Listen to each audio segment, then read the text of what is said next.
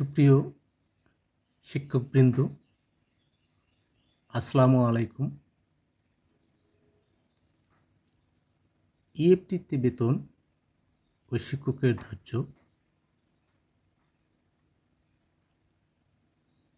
দীর্ঘদিন থেকে ইএফটিতে বেতন হওয়ার কথা থাকলেও বিভিন্ন জটিলতার কারণে তা সম্ভব হয়নি। কিন্তু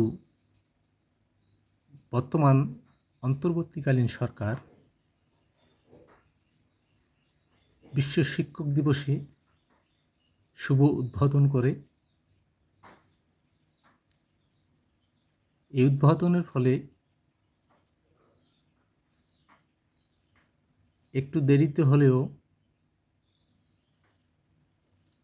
যারা ধৈর্য সহকারে এই ইএফটিতে বেতন প্রথম ধাপে পেয়েছে, দ্বিতীয় ধাপেও পেয়েছেন, তৃতীয় ধাপের জন্য অপেক্ষমান রয়েছেন, এই সম্মানীয় শিক্ষকবৃন্দদের প্রতি ভালোবাসা। এবং যারা এখনও পাননি, হয়তোবা চতুর্থ ধাপের জন্য অপেক্ষমান, এই যে আপনারা ধৈর্যের পরিচয় দিলেন,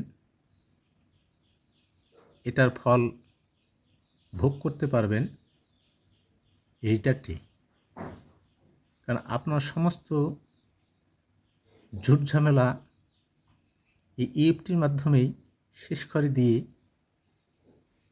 যা আপনি রিটার্ডে অত্যন্ত সুন্দর ও সার্থকভাবে ফল ভোগ করবেন। কারণ ইতিপূর্বে আমরা জানতে পেরেছি এই রিটায়ার্ডকালীন সময়ে অর্থ উত্তোলনে যথেষ্ট ভোগান্তিতে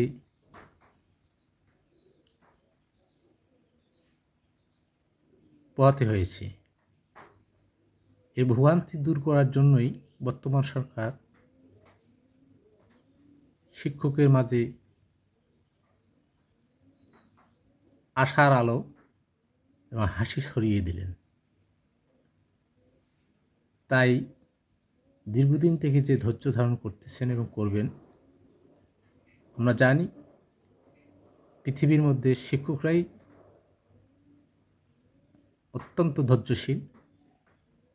তাই সকলের প্রতি ভালোবাসা।